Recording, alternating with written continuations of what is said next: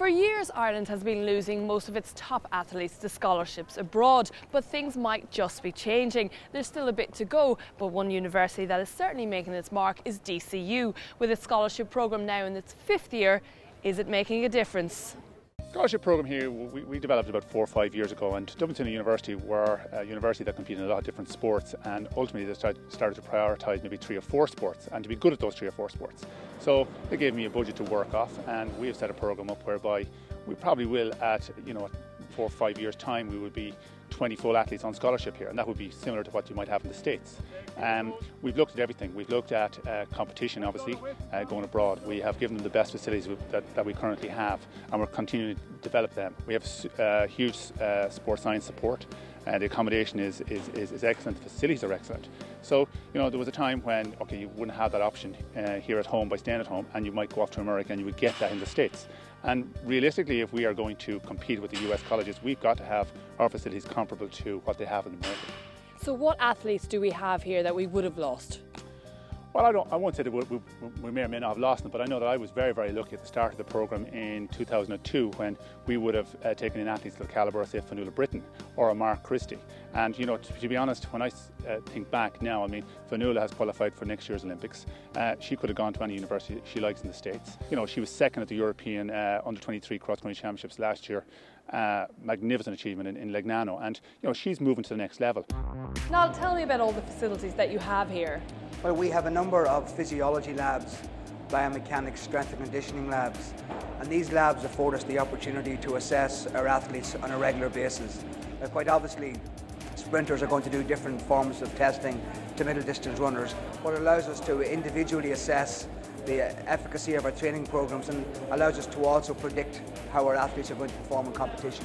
The benefit of the tests are that, first of all, it allows us to assess how well our training programs are working, and secondly, it provides the coach with extremely important information to individually tailor the training programs to the individual athlete.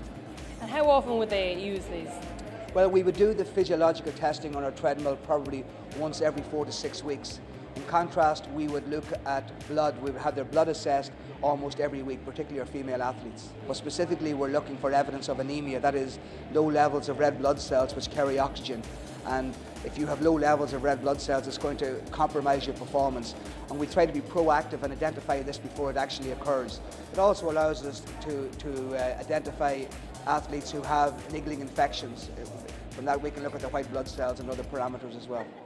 Linda, you're now in your final year of study. What made you decide to stay in Ireland? Well, I was offered scholarships also to America, but I decided to stay in Ireland because I wanted to pursue my running career here, and I thought it was a great opportunity since that DCU had a lot of facilities and a lot of athletes were beginning to go into DCU, so I thought it was a great opportunity to stay at home. Do you feel like you've lost out at all? Obviously America has advantages, but overall I think I'm pretty happy with my choice. That DCU can accommodate my needs like that.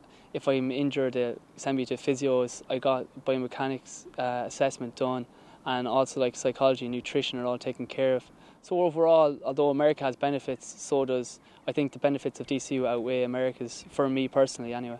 And of course there's a lot of competition for you guys in Europe, isn't there?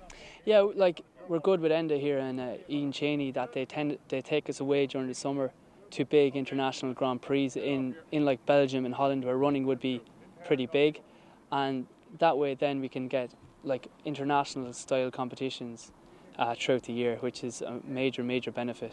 It's been argued that maybe the education system here is actually better for the athlete. Would you agree? Yeah, I definitely would. I would argue that a lot of the athletes who go to the States, they will get a very, very good degree in America, but ultimately often they may not be recognised when they come back here to Ireland. So as a result, a lot of our very, very good athletes in the past few years who have gone the American route will get a degree in the States and probably end up staying in America. They'll utilise the degree in the States. And the option of coming back home here to Ireland might not be there for them. So as a result, I would be very, very strong on the academic side of things. I would be encouraging our athletes to stay at home, to get a good honours degree that's recognisable here, and ultimately, after 4 years they've got their degree.